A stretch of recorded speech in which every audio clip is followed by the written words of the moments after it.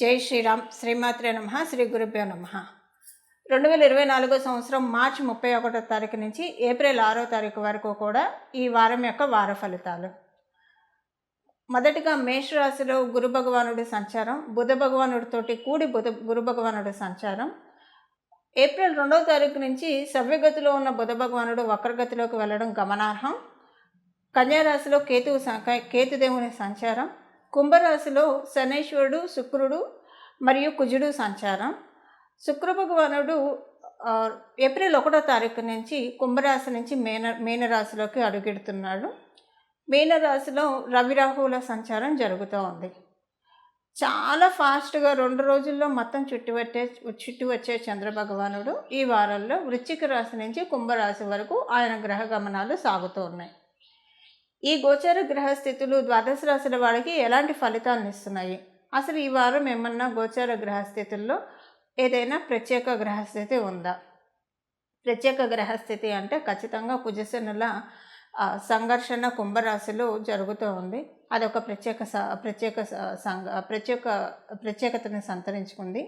అన్నిటికంటే ప్రత్యేకం శుక్ర భగవానుడు ఆయనకి ఉచ్చ రాశి అయిన మీనరాశిలోకి ప్రవేశిస్తూ ఉన్నారు.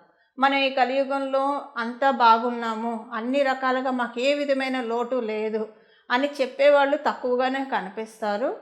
అని చెప్పేవాళ్ళు ఎవరికైతే శుక్రబలం బాగా అంటే మెటీరియల్ కంఫర్ట్స్ మొత్తం లౌకికమైన విషయాల్లో అన్నిట్లో ఆనందంగా ఉండి దాన్ని వాళ్ళు మేము ఆనందంగా ఉన్నామని అడ్మిట్ చేస్తున్న వాళ్ళు ఎవరైతే ఉంటారో వాళ్ళందరూ కూడా శుక్రబలం బాగా ఉండంగా పుట్టిన వాళ్ళే.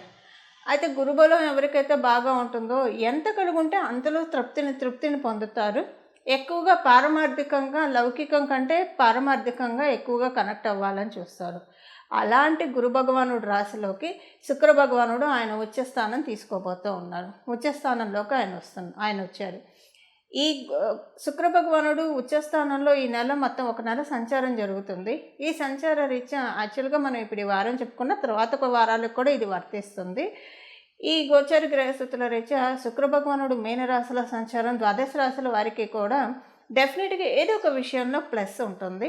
ఆ ప్లస్ ఏంటి అన్న విషయాన్ని మనం ఇప్పుడు తెలుసుకుందాం. కుజశనుల సంచారం కుంభరాశిలో జరుగుతుంది. సహజ లాభస్థానము మేషరాశి నుంచి కాలపురుషుడి కుండలిలోంచి సహజ లాభస్థానమైన కుంభరాశిలో కుంభరాశ్యాధిపతి అయిన శనీశ్వరుడితోటి కూడి కుజ భగవానుడు సంఘర్షణ. ఇది ద్వాదశ రాశుల వాళ్ళకి ఈ వారం ఎలాంటి ఫలితాలను ఇస్తుంది? మీనరాశిలోకి శుక్ర భగవానుడు అడుగు పెట్టాడు. అక్కడ రాహు భగవానుడితోటి ఉన్నాడు, రవితోటి ఉన్నాడు. ఇక్కడ ఒక విషయం ఏంటంటే సూర్యనారాయణ మూర్తి అంటే రవిగ్రహము శుక్ర భగవానుడు రాశిలోనే నీచ పొందుతాడు. అంటే ఆయన తులారాశిలో నీచ పొందుతాడు. మేషరాశిలో ఆయన ఎగ్జాల్టేషన్ పాయింట్ తీసుకుంటాడు. అలాగే తులారాశిలో ఆయన నీచ పొందుతాడు. అయితే ఇప్పుడు ఆయన నీచ పొందట్లేదు. మీనరాశిలోనే ఆయన సంచారం సాగుతూ ఉంది. తర్వాత ఆయన ఉచ్చ రాశిలోకి వెళ్ళబోతూ ఉన్నాడు.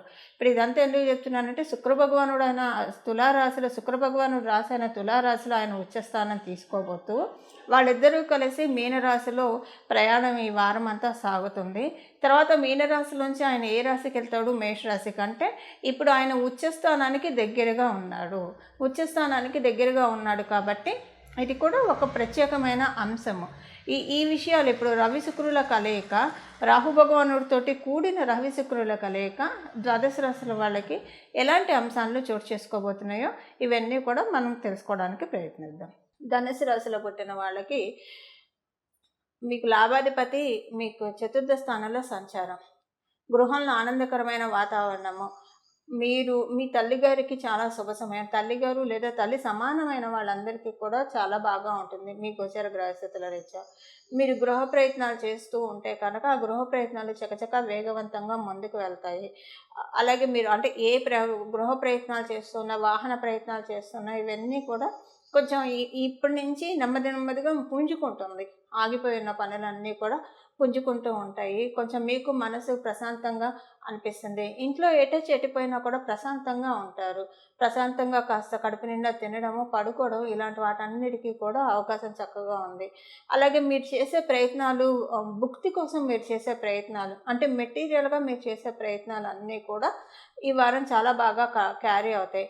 మీరు కనుక సినిమా ఫీల్డ్లో ఉన్న లేదంటే ఏదైనా పబ్లిక్ ప్లాట్ఫామ్లో ఉంటే బాగా లైమ్లైట్లోకి వెళ్ళడానికి అవకాశం చక్కగా ఉంటుంది. మీరు చేసే శ్రమకి తగ్గ గుర్తింపు, గౌరవము ఈ వారం నుంచి ప్రారంభం అవ్వడం మీరు చూస్తారు. అయితే ఒకటి, మీకు తెలియని శత్రువులు, అంతర్గత శత్రువులు మీకు తెలియకుండా ఉన్నారన్న విషయాన్ని కూడా మీరు గమనించాలి. సో మీరు చేసే ప్రతి పని కూడా చాలా జాగ్రత్తగా చేసుకుంటూ వెళ్ళండి. వీలైనంత వరకు మీ పర్సనల్ విషయం, అంటే మీరు గృహం కట్టుకుంటుంటే ఆ విషయం కానీ, లేదా కొనాలనుకున్నా, లేదా ఏదైనా వాహనం కొనాలనుకున్నా, మీ పురోభివృద్ధికి మీరు చేసే, లేదా మీరు ఏదైనా ఒక కాంట్రాక్ట్లో ఎంటర్ అవ్వాలనుకున్న, వ్యాపారం స్టార్ట్ చేయాలన్నా, ఏదైనా సరే డబ్బులు వచ్చే పనులు కావచ్చు, లేదా ఆస్తిపాస్తులు వచ్చే పనులు ఏవైనా మీరు చేస్తూ ఉంటే కనుక దయచేసి ఇక్కడి నుంచి ఎవరికి చెప్పకండి. అది యాక్చువల్గా మీరు చెప్తే కనుక రాబోయే రోజుల్లో మీకు అది కొంచెం ప్రాబ్లం అవుతుంది. ఈ మంత్ కాకపోయినా వచ్చే నెల నుంచి మీరు చెప్పినందుకు, ఆల్రెడీ చెప్పి ఉన్నా కూడా ప్రాబ్లం అయ్యే అవకాశం ఉంటుంది మీకు. సో కొంచెం మీరు జాగ్రత్తగా ఉండండి. దానికోసం మనం పరిహారం ఇప్పుడు తెలుసుకుందాము. కొంచెం మీ మీద అందరి కళ్ళు పడడానికి అవకాశం ఎక్కువగా ఉంది. జనాల ఎడుపులు ఇప్పుడు బాగా ఉన్నాయి మీ మీద. సో ఈ విషయంలో మీరు చాలా జాగ్రత్తగా ఉండండి. ఎవరికి కూడా మీరు చేసే ప్రాజెక్ట్స్ ఏవి చెప్పకండి. అంటే సెకండ్ ఒపీనియన్ కోసం మీ వెల్ విషర్స్కి చెప్పడం వేరు, అందరికీ బాహాటంగా ప్రచారం చేసి టమ్ముకు కొట్టుకొని ఇది ప్రస్తుతం పనికిరాదు. ఆ ఏడుపులు ఎలా వస్తాయి అనేది మీకు వచ్చే నెల నుంచి అర్థమవుతుంది. అందువల్ల మీరు గడిచిన నెలల్లో ఇలాంటివి చేసి ఉన్నా కూడా కొంచెం మేధా దక్షిణామూర్తి స్వామివారి స్తోత్రాలు ఇలాంటివి వినడానికి ప్రయత్నించండి. ఇంటెన్సిటీ కొంత తగ్గుతుంది. ఇప్పుడు మటుకు మీరు ఇలాంటివి మటుకు ఎవరికి చెప్పకండి. చెప్తే మీకు ప్రాబ్లం అయ్యే అవకాశం ఉంది. రాబోయే రోజుల్లో ఈ విషయంలో జాగ్రత్తగా ఉండండి. ఇంకా ఆరోగ్యం విషయం అంతా బాగానే ఉంది. ఇప్పుడు పరిహారం ఏం చేయాలన్న విషయాన్ని చూద్దాం. చూశారు కదండి, ఈ గోచర గ్రహస్థితుల రీత్యా మీరు చేసుకోవాల్సిన పరిహారం మనం ఇప్పుడు తెలుసుకుందాము. పరిహారం వచ్చేసేసి ప్రతిరోజు కూడా సూర్యనారాయణ మూర్తికి అర్ఘ్యప్రదానం చేయడం ఒకటి. ఒక రాగి చెంబు నిండా నీళ్లు తీసుకొని అందులో ఒక గులాబీ పువ్వు కానీ, లేదా తెల్లటి పువ్వులు కానీ ఏవైనా సరే ఒక పువ్వు వేసి అది సూర్యనారాయణ మూర్తికి అర్ఘ్యప్రదానం చేయడము. అలాగే ప్రతిరోజు సూర్యనారాయణ మూర్తికి కలకండ మిశ్రీలు అంటారు కదా, ఆ మిశ్రీలు నైవేద్యం పెట్టి అవి తినండి. అవి మీరు మాత్రమే తినండి. ఎవరైతే నైవేద్యం పెడుతున్నారో వాళ్ళు మాత్రమే తినండి. మీ కుటుంబ సభ్యులకి పెట్టచ్చు, బట్ మీరు ఎక్కువగా మీరు తీసుకోవడానికి ప్రయత్నించండి. ఎందుకంటే ఇప్పుడు మీరు తీసుకునేది మీ ఆత్మవిశ్వాసాన్ని పెంపొందిస్తుంది. ఇప్పుడు ఈ పరిహారం ఎలా ఉంటుందంటే, ఇప్పుడు మనం చేసే పరిహారం ఈ వారం మొత్తం కూడా ఎవరైతే ఆత్మవిశ్వాసం లోబడి ఉంటారో, సంకల్ప బలంతో పనులు మొదలుపెట్టినా కూడా ఆ పనులు పూర్తిగా మొదలుపెట్టినప్పుడు ఉన్న సంకల్ప బలం తర్వాత అది కొనసాగించడంలో లేకుండా ఎవరైతే బాధపడుతూ ఉంటారో, మనోనిబ్బరం చాలా ముఖ్యము. ఈ మనోనిబ్బరానికి, దృఢ సంకల్పానికి, ఆత్మవిశ్వాసానికి, ఈ ఆత్మస్థైర్యానికి, వీటన్నిటికీ కూడా ఈ పరిహారం చక్కగా ఉపకరిస్తుంది. ఇప్పుడు మనం తెలుసుకున్న ఈ ఫ్యాక్టర్స్ అన్నీ ఎవరిలో అయితే ఉంటాయో వాళ్ళు విజయకేతనం వాళ్ళ జీవితంలో ఎగరవేయడానికి చాలా చక్కటి అవకాశాలు ఉంటాయి. సూర్యనారాయణ మూర్తి మేషరాశిలోకి వెళ్ళబోయే ముందు మనము, అంటే మేషరాశిలోకి ఆయన వెళ్ళడం అంటే భూమికి దగ్గరగా రావడం ఆయన.